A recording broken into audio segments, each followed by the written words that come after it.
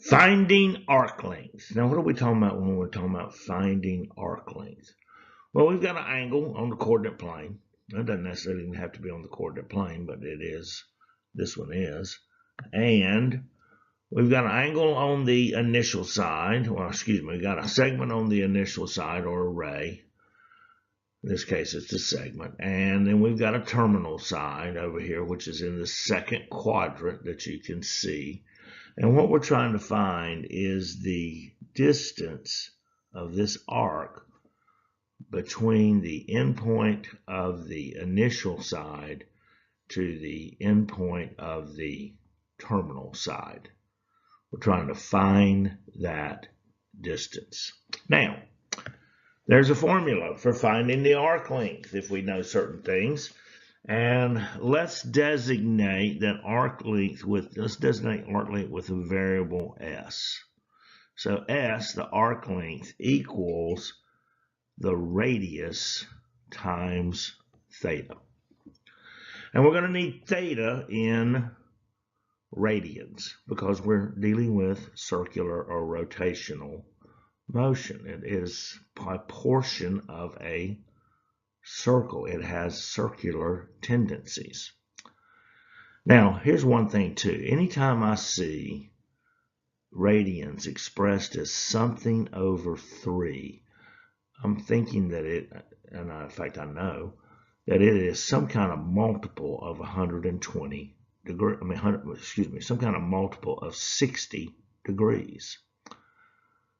Anything radians over 3 is going to be a multiple of a 60-degree angle. And in fact, you can see that when I graph this over in GeoGebra as 2 pi over 3 in a counterclockwise motion, it came up to be 120 degrees. But I want to keep it in radians. Well, I'm just going to simply plug and chug this thing. So we're trying to find the arc length. So S is going to equal the radius, which is 2 meters, times 2 pi over 3. Well, let's see. 2 times 2 pi over 3 is 4 pi over 3. And if I was asked to find that in an exact, get my calculator here, as an exact value, I would enter it like that, but my instructions actually said to round it to the nearest tenth. So why don't we do that? So I got 4 times pi divided by 3, and rounding that to the nearest tenth is 4.188. The nearest tenth then would be 4.2, and what's my unit of measurement? Meters. 4.2 meters.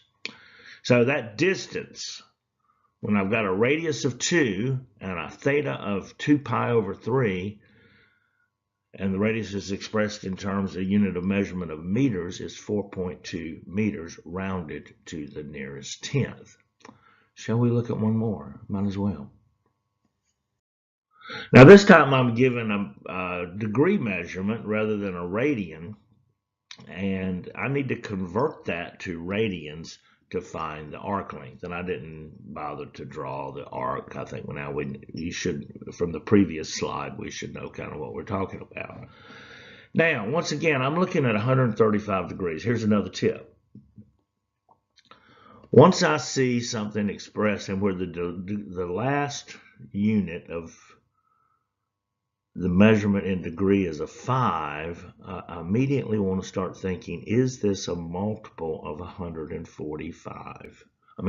Of 45 degrees. Is it ends in 5? Could it be, wouldn't have to be, but could it be that it is a multiple of 45? Let's see, 45 times 2 is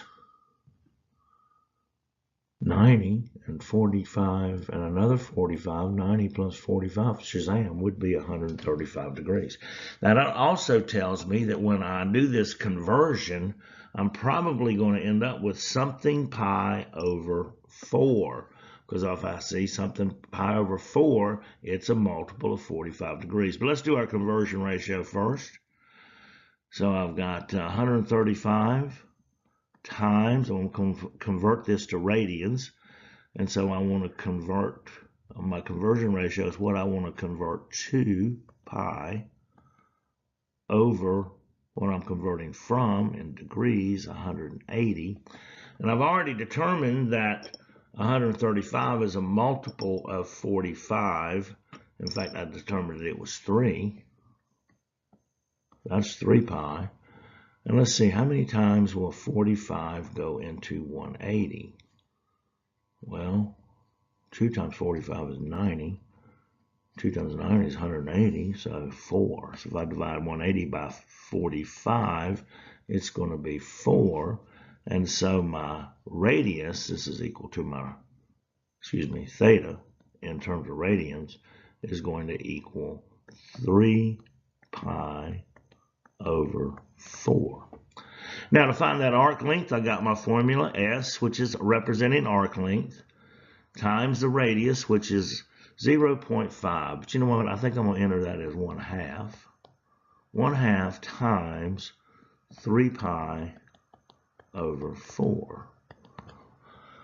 Well, 1/2 times 3 pi over 4, 1 times 3 pi, numerator times numerator, that's 3 pi. And 2 times 4 is 8.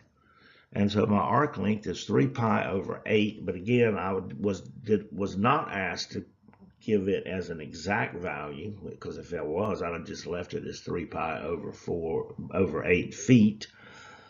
But let's see, 3 times pi divided by 8, because I was asked to round it to the nearest tenth, 1.17, so that would be approximately 1.2, what's my unit of measurement? Feet. All right, so 135 degrees with the radius of 0.5, convert the 135 degrees to radians, which is 3 pi over 4, multiply that by 1/2, 3 pi over 8, and approximate that distance to the nearest tenth. 3 pi divided by 8 is approximately 1.2 feet. Shazam, we've done it again. We have found the arc length. One when we're given it in terms of radians, another one we're given it in terms of degree. Got to convert the degree to radian. Oh well, here we go.